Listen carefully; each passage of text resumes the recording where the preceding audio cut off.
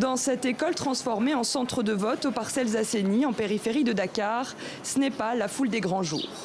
Les électeurs ne se sont pas déplacés en masse pour ce scrutin à un tour, visant à renouveler les 165 sièges du Parlement monocaméral, largement contrôlés jusqu'alors par le camp présidentiel.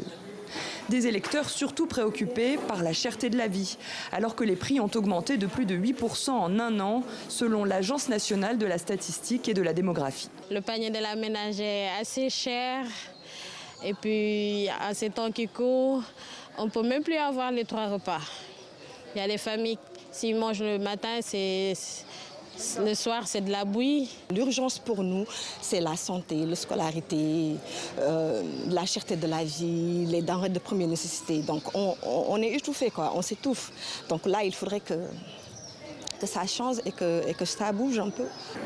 Du changement, c'est ce qu'espère la principale coalition de l'opposition, Yewwi Askanoui, alliée à Wallu Sénégal, qui aimerait imposer une cohabitation à la mouvance au pouvoir Benno Bokk Yakaar.